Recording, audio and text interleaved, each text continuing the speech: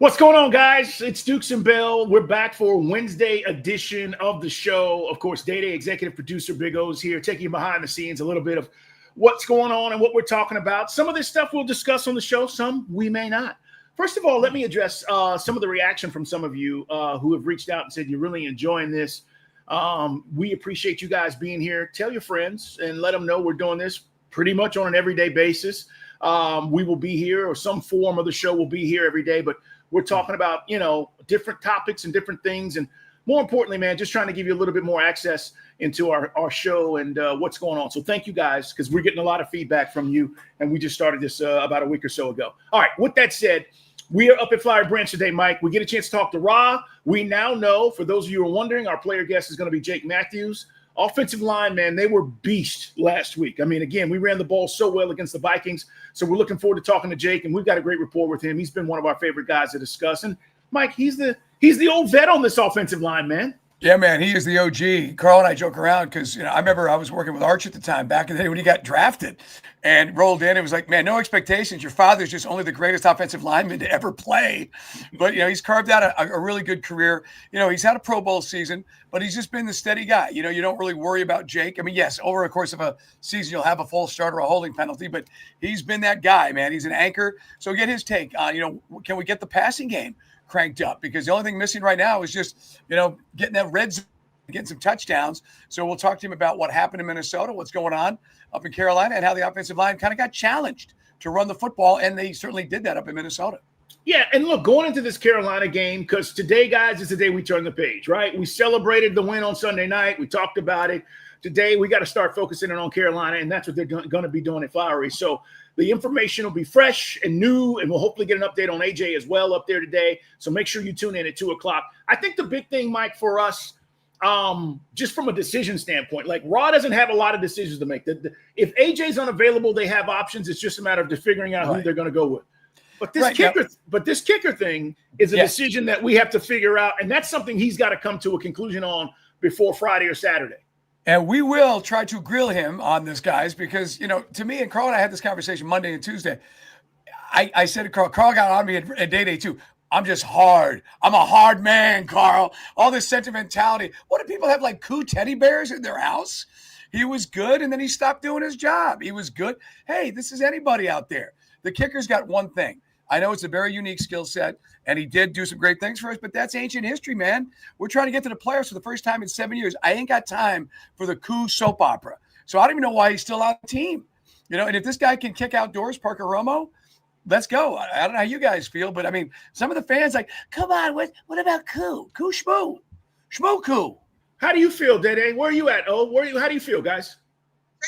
Listen, I understand. I completely understand where Mike is at and saying, you know what, listen, he had his run, he had his ride. Like, we got to find some stability. And right now, Parker Romo showed us that he might be the stability we're looking for. Now, look, the reality of it is it was one game for Parker Romo. We got to see if he can do this consistently week in and week out, right? So, because let's just be honest. We go up there and have red zone stumbles once again, and we're having to call on him. But now it's 3 for 5 or 4 for 5. Now we're going to be like, well, dang, what do we do? So you kind of got to just, I feel bad for Koo because, again, it's like you guys said the other week. It's like Parker Romo shows up, and it's like, hey, you guys are going to work together. Hey, Koo, show them where you keep the kicking tees. That's right. You know what I'm saying? And so you kind of hope, you got to wonder, is he going to be able to get out of his own head and not worry about what Parker Romo – because that's what it boils down to. He can't worry about what Parker Romo does,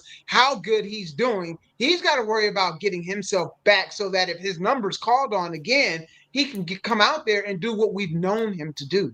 The thing, too, guys, is, he watched that game like we did. He was at home. Right. And the guy that took his spot went 5 for 5. That's like the guy coming in an NBA game and going off for 30 and your replacement. And you're like, oh, you do that double take.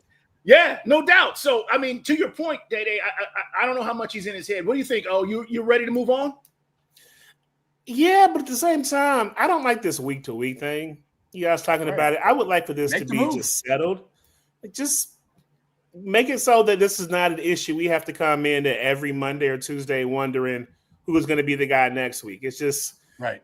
there's a peace of mind I would like to have right now in a part of our game that is a somewhat important part of a football game, the special teams aspect of it. So I get he has the practice squad options. You can bring him, but when those run out, when he's got 3 times that he can be called down and brought back up, what happens then? Is that the time that they finally decide that Koo is no longer set to be on this team anymore, and Parker gets the full-time gig going forward? So I'd like for it to be settled before we get to a point where the decision has to be made for them. Right. And my thing is, Carl, I mean, I get it. You want to have an insurance policy, but what the hell kind of insurance policy is Koo? The way he's kicked the last like 8-9 games. Yeah. I mean, shout it's out not to like Jay he's great. Bash, Right. Yeah, shout out to Jay Bash over here on our chat. He says Koo should have been cut last year. Well, he should have been. No. He's right. Because the missed field goals accumulated to a point where you realized something was going on, but nobody wanted to admit it. So you're absolutely right, Jay. I agree with you. One other thing. That's where we're at right now because of what happened last year. And they didn't address it in the offseason. That's the thing. And again, I said this all last 2 weeks, Carl. You know the drill. Krieg was a nice story, but he's not real competition. That goes back to the front office. You need to bring in some proven pieces or a young stud college kicker and really press it. So we don't lose week 1. Because we lost week 1 because we didn't give ourselves a chance. What happens in overtime, I'll never know. Maybe we take I'll take my shot. But you got to make the kick to get us there. I think, guys, and then we'll move on. It's Dukes and Bell. Make sure you tune in today, 2 o'clock. We're live at Flowery Branch exclusively. You're getting all the content right here on our show on Sports Radio 92.9 The Game when it comes to the Falcons. I think they're trying to get to the bye week. That's why I believe they're holding on to him. So I think we get this week, we get next week, we get to the bye, and then they get to really make a decision. So really, they're giving themselves 3 weeks if you count, this week. That's how I think they're thinking about this. That's a good point, man. Yeah. But we'll see, because I think that gives them the time to kind of figure out, okay, we're making the right decision or we're not. But we'll investigate and certainly talk to Rob about that. All right, Georgia, Tennessee, guys. ABC's most watched college football game since 2006. Wow. And when you start thinking about all the great games we've had and you start saying, wait a minute, the ratings were off the chart. Is it that the SEC just means more? Or is this what I believe, Mike? The game was so damn compelling, you couldn't tune out. Right. Well, I mean, it was an exciting game. Like, we've had some high-scoring games in the Big Ten, but there's just nothing like, that atmosphere, the field angles. I mean, it just looks so big. A game in Knoxville, when Tennessee is good. And, Heupel has got things cooking. They're, they're here. They got to close that gap with Georgia. But, yeah, it just looked huge. And it's just a monster game. And college football, certainly in the Southeast, as I said, the Northeast, I don't know what those guys watch on Saturdays, Carl. I still don't understand. But, that was must-see TV. And so, yeah, great numbers. Yeah, I don't know, man. It's like you want to pound your chest for the SEC, but you had 2 rivals who are ranked, right, going into the game, which helps. That creates a little interest.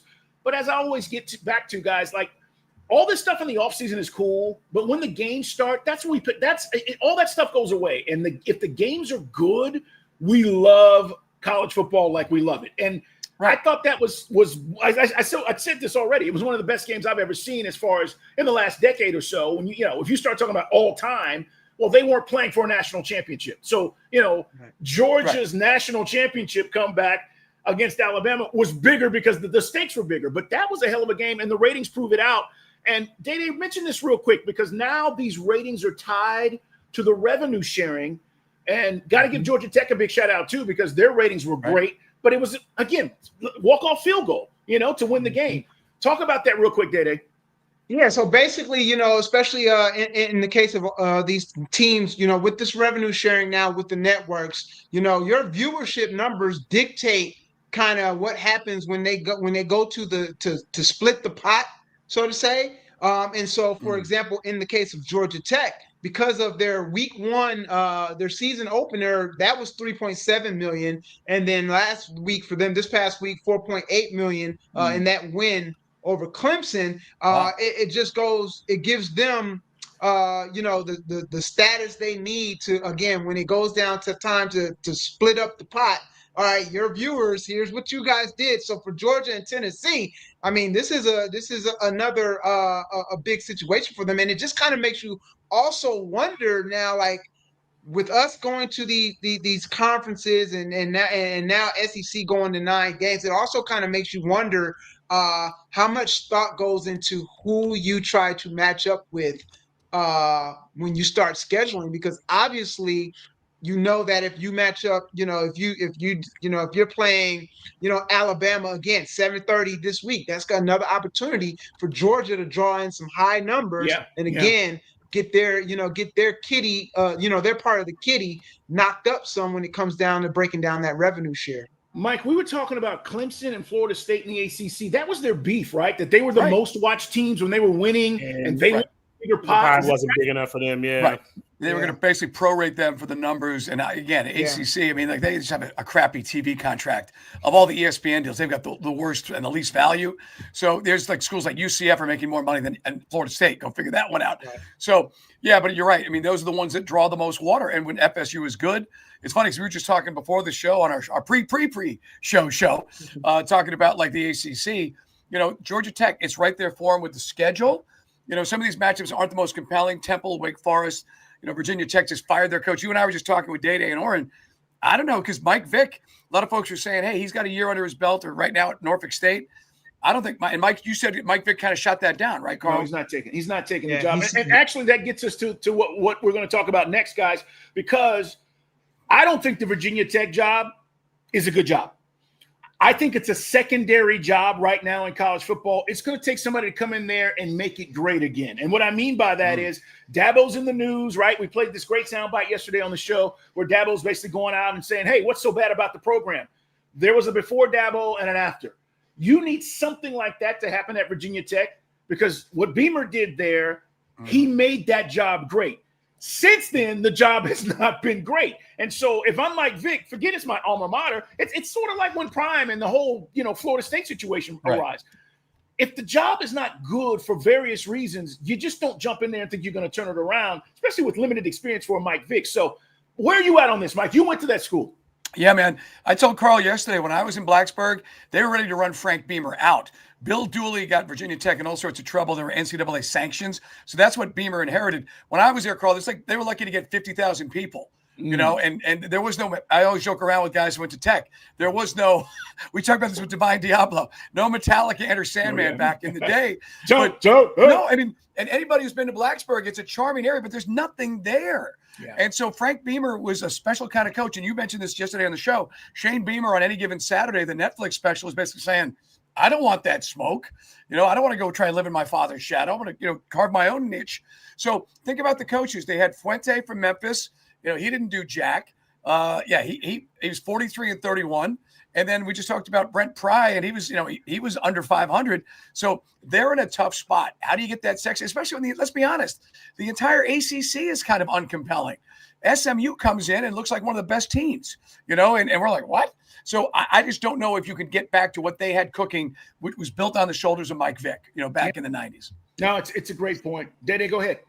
Yeah, I was just going to say, and just kind of doing a little bit of, quick research. It looks like one of the issues for Virginia Tech is NIL. Right. It seems like they don't have an actual NIL budget. So, how do you, what coach wants to take on in this era that we're in now of college football? Who's going to want to take on a job where the NIL is going to be your biggest hurdle when it comes down to trying to recruit some of these kids? Right. And again, the alumni is going to have their own idea. It's kind of reminds me of what I'm hearing from my buddies who are VPI grads, Oregon guys, is it's kind of a little bit like Tech has been, and Auburn has always been. The circular file, everybody's got their own idea what they should be doing. That's a bad situation. Yeah, the days of false promises are over. I came up in that era where, hey, you come, you're gonna play, you're gonna get this, and you're gonna get that, and you know what guys are doing now? Kids are like, show me, dude. Right? It's literally junior years. I want to see contract, not my senior years or my freshman years. So if you're at Virginia Tech and you don't have money, you're trying to sell false promises, which is like so 90s. Right, you can't do that anymore. So that's just not a good job. I'm curious to see where they go with it. And by the way, they got to upgrade their personnel, and the only way you do that now is with more NIL. All right, guys, it's Dukes and Bell. We are at Flowery Branch today. Want to invite you to make sure you tune in starting at 2 o'clock. And again, appreciate all the comments, guys, that are here. Everybody that's checking this out. Thank you so much. Tell your friends, because we're going to give these to you every day and talk about a variety of things. Some stuff we get back to on the show, some stuff we don't. But, this is how we throw around topics and do different things, and we want to give you a behind-the-scenes look, man. So, Coach, Jake, and then Wes Drew Ham. That's right. Wes joins us, the voice of our Falcons today. So make sure you tune in. We're live at Flowery. Guys, we'll talk to you at 2.